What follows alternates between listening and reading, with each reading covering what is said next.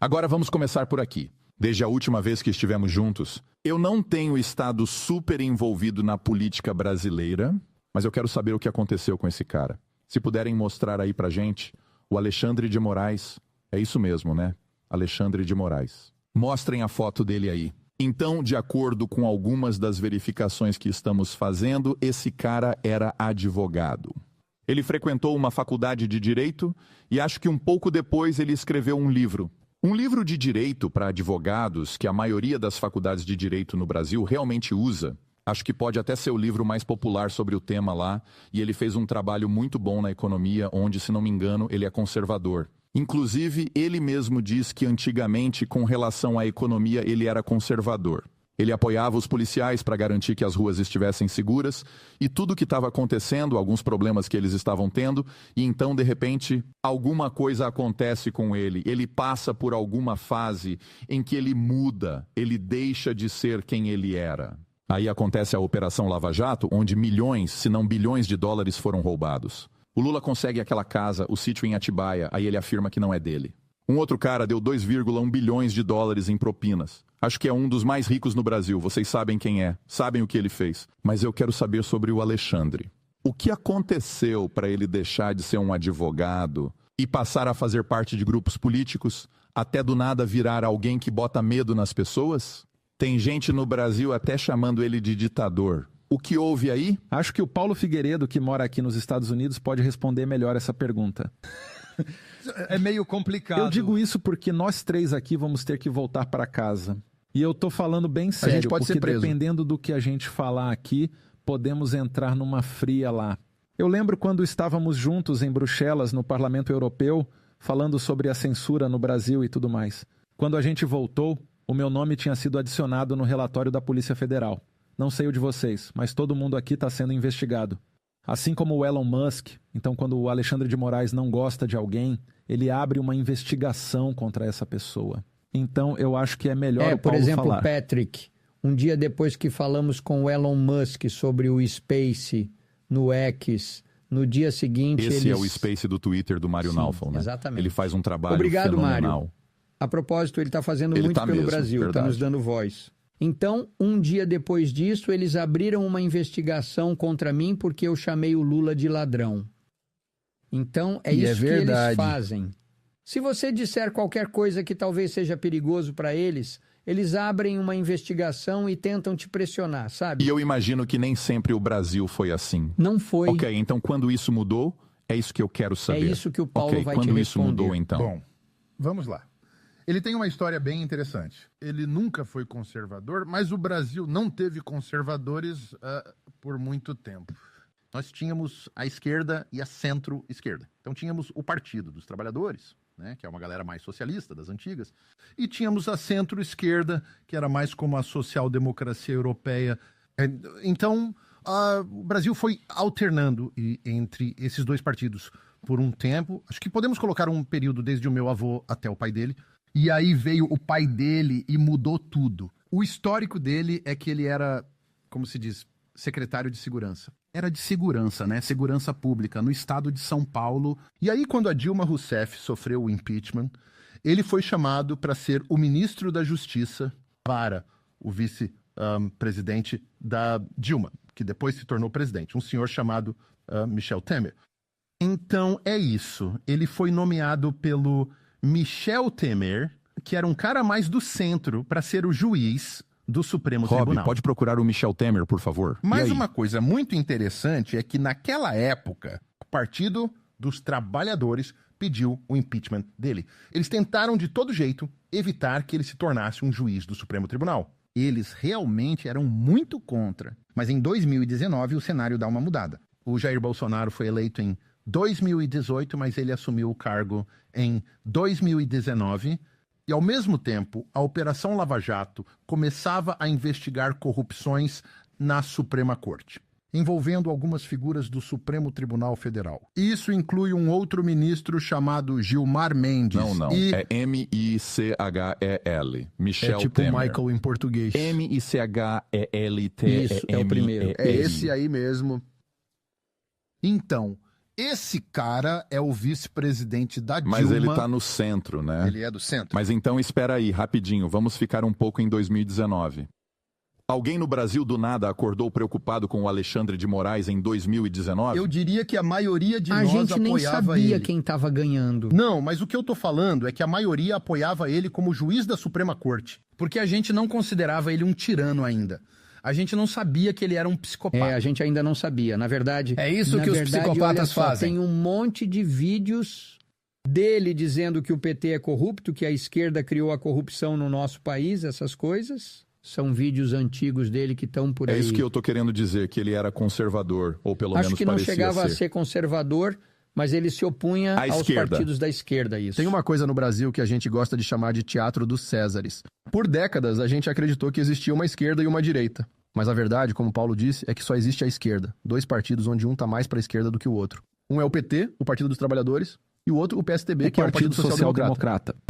Lembra de um tempo onde o Ocidente era o farol do mundo? Onde a liberdade imperava e os nossos valores eram respeitados e admirados? A esquerda não tá só mirando na América, ela tá corroendo o coração do Ocidente. Hoje assistimos à erosão desses valores.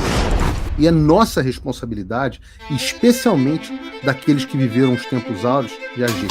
Nossos avós e pais lutaram por um mundo melhor. Agora é a nossa vez de garantir que esses valores perdurem para os nossos filhos e netos. Que legado que você quer deixar? O que você fará para proteger o futuro do Ocidente? Não é apenas sobre resistir, é sobre transmitir o conhecimento, a história, a essência do que nos fez grandes. 10 módulos. Uma jornada pela ascensão, queda e renascimento do Ocidente. Uma chance de resgatar e proteger a nossa herança. Você tem a sabedoria e a experiência. E eu tô aqui para te fornecer as ferramentas. Juntos, nós podemos fazer a diferença. Com a sua ajuda, o fim será um recomeço. Vamos juntos resgatar os nossos valores. A história está nas suas mãos. Escreva o próximo capítulo. O passado ilumina o futuro. Junte-se a nós. Então, o que esses caras queriam era alternar o poder entre eles pelo maior tempo possível. E esse cara, o Alexandre de Moraes, fazia parte de um dos partidos não tão de esquerda. Ele era como se fosse o representante do partido. Mas foi aí que aconteceu uma virada do jogo. Por causa da internet, as pessoas começaram a dizer o que pensavam e a debater online. E por isso conseguimos eleger o Bolsonaro. Na Câmara dos Deputados, o Bolsonaro ele era o que chamamos de baixo clero, era um deputado de baixo escalão. Era um cara isolado. E graças à internet ele conseguiu espalhar a palavra dele e ele disse exatamente o que a gente estava pensando, mas não podia falar. E aí as pessoas começaram a seguir ele aonde quer que ele fosse. Ele ia para um aeroporto e apareciam milhares de pessoas só para carregar ele no ombro. E o sistema começou a ficar preocupado. Falaram, ei, peraí, quem é esse cara de fora que está tentando abrir caminho aqui no meio?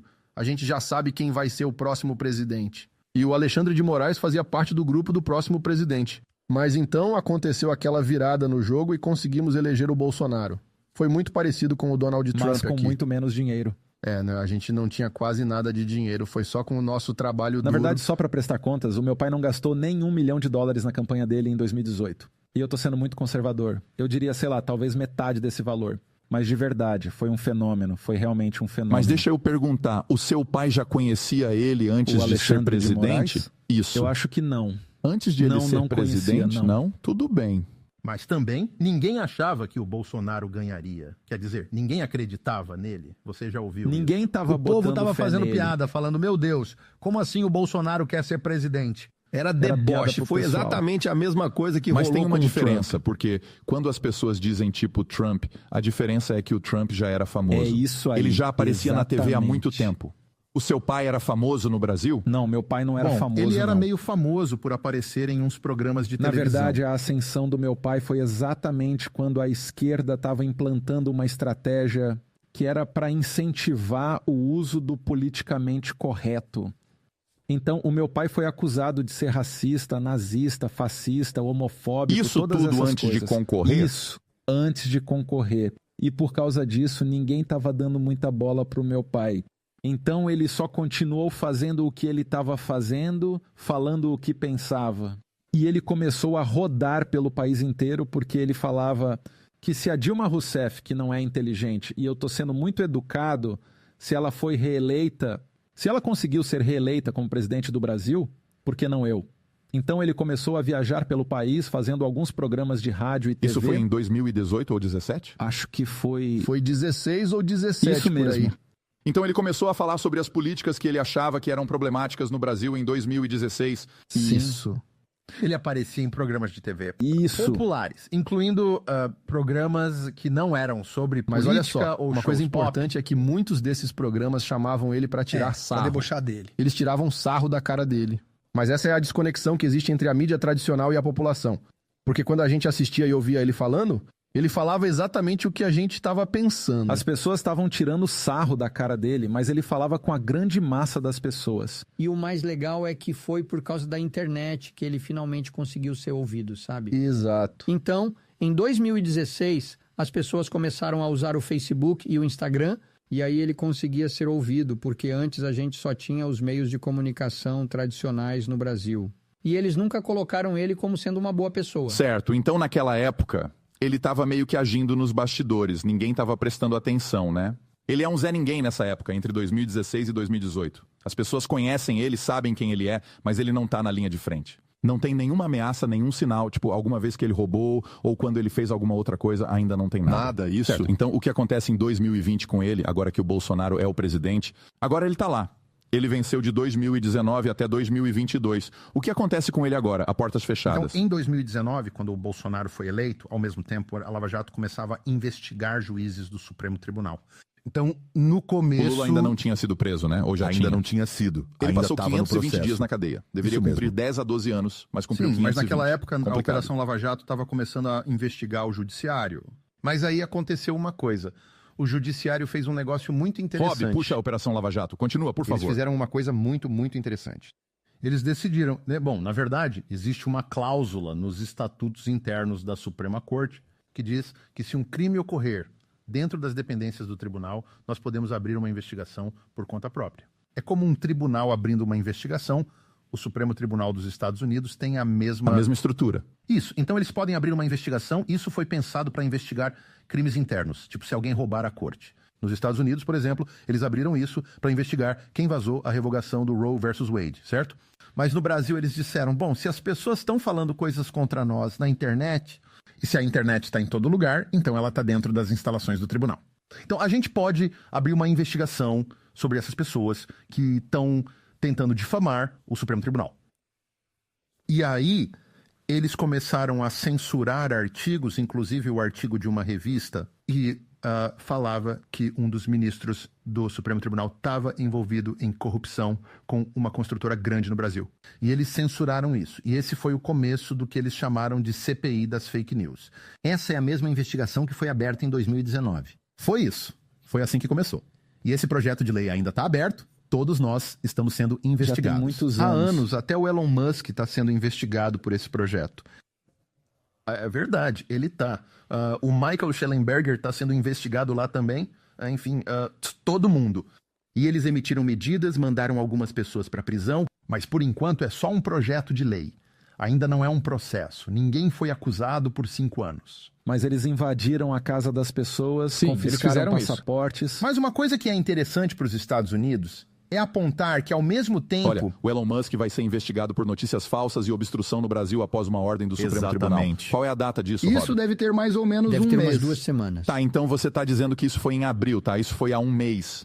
Ok, enquanto eles estavam falando isso, esse Alexandre, ele já estava manipulando tudo pelos bastidores ou ainda não? Bom, ele se tornou o homem mais poderoso do Brasil por enquanto, e de longe. Porque, olha, essa é uma investigação interessante para os espectadores dos Estados Unidos também. Porque, ao mesmo tempo, nos Estados Unidos, principalmente a esquerda e o Deep State estavam discutindo como lidar com o problema da internet que o Nicolas mencionou. O Trump foi eleito através da internet e o Bolsonaro também foi pelo mesmo motivo. Também tivemos a gente aqui também foi... Esses caras também e vários congressistas, rolou uma mudança drástica no Partido Republicano.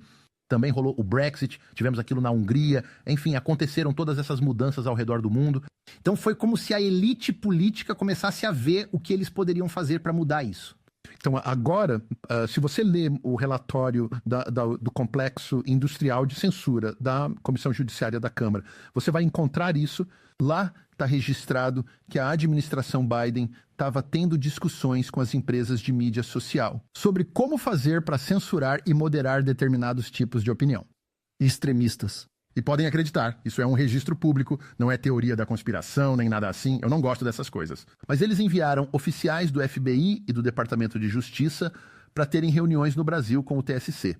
E essas reuniões eram para tentar explicar como, entre aspas, combater a desinformação. E isso foi meio que foi a mesma coisa. Quando foi que em aconteceu 2019. isso?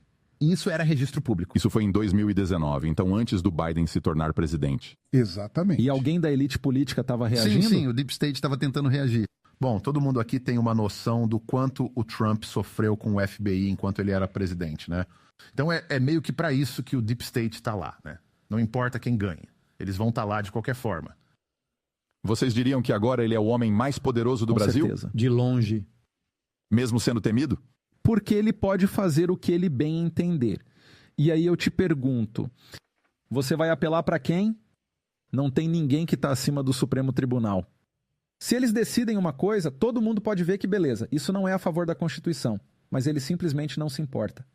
Ele não se importa com o que a lei diz, ele faz o que quer. Mas tudo bem, isso é ilegal. E agora, o que a gente pode fazer? Esse é o problema, é por isso que a gente está aqui. Eu não estou super feliz aqui debatendo sobre as questões internas do Brasil. Mas pelo menos estamos alertando nossos amigos aqui nos Estados Unidos para eles se prevenirem e não deixarem esse vírus brasileiro chegar aqui. Mas essa é a parte mais difícil. Como a gente pode reagir contra alguém que faz isso de dentro do Supremo Tribunal? Pois é. Por exemplo, durante as eleições presidenciais, o pai dele, Bolsonaro, não estava autorizado a fazer lives da própria, como chama mesmo, a casa governamental que ele estava morando. A residência oficial. Isso, a residência oficial. Isso também aconteceu com o Trump. Sim, eles fizeram isso com o Trump também. Por exemplo, na eleição, eu publiquei um vídeo dizendo que se o Lula fosse eleito presidente, ele com Foi um certeza vídeo de brincadeira iria sobre o legalizar aborto. E também iria legalizar as drogas, e eu recebi uma multa de cerca de $10 mil porque eu tinha feito isso. Agora, neste momento, a gente tem 2 ministras mulheres que foram nomeadas pelo Lula depois da eleição, e as 2 apoiam o aborto. Então, o Supremo Tribunal começou a votar sobre o aborto. E eles também estão falando sobre drogas. Então, eu estava certo. E mesmo assim, eu fui multado por isso. $10 mil? E quem vai... 10 mil. E a quem eu vou recorrer? Você sente isso? A censura, a perseguição, o medo que se espalha como uma sombra sobre as nossas vidas? O fim da América, do Brasil e do mundo como conhecemos já está em andamento. Eu avisei. E enquanto muitos fechavam os olhos, o caos que eu avisei que viria começou a se desenrolar diante de nós, mais rápido e mais devastadoramente do que a maioria acreditou. Quando eu lancei o fim da América e do mundo como conhecemos, muitos duvidaram e houve até os que zombaram. A América, que já foi um farol de esperança e liberdade, agora afunda em uma decadência absurda. E como o pilar está destruído, todo mundo sente a queda. Conflitos militares reacendendo, ataques terroristas, nações em crise. E o Brasil não está imune. Perseguição ao ex-presidente Bolsonaro, a censura, a prisão de manifestantes e o expurgo dos patriotas. Tudo isso é apenas o primeiro episódio de uma longa série de terror e caos social em todo o mundo. Eu avisei. Com todas as forças eu gritei sobre o que estava por vir. Fui perseguido, cancelado, demitido e censurado. Mas eu continuo aqui. Eu não vou recuar. Eu estou aqui para te preparar para o que ainda está por vir. A tempestade que se aproxima é devastadora, mas juntos podemos resistir. Podemos ser um farol em um mar de escuridão. O fim da América e do mundo como conhecemos não é apenas o maior curso de política atual já ministrado no Brasil, é também o seu manual de sobrevivência em meio ao caos. Quem já acessou, está preparado. Quem se formou, sabe o que está por vir e já está reagindo. Eu estou abrindo talvez uma última turma desse que se tornou o maior curso de política atual do Brasil, com 5 mil alunos. Porque quanto mais pessoas se prepararem, mais nós teremos a chance de vencer. Clique no link agora. A tempestade já chegou. E a hora de sabermos como sobreviver é agora. Porque quando o mundo desmoronar, a informação terá a sua maior defesa. Só o conhecimento liberta e cidadãos informados não são escravizados. Clique no link e faça parte do grupo de mais de 5.000 sobreviventes. Estamos te esperando.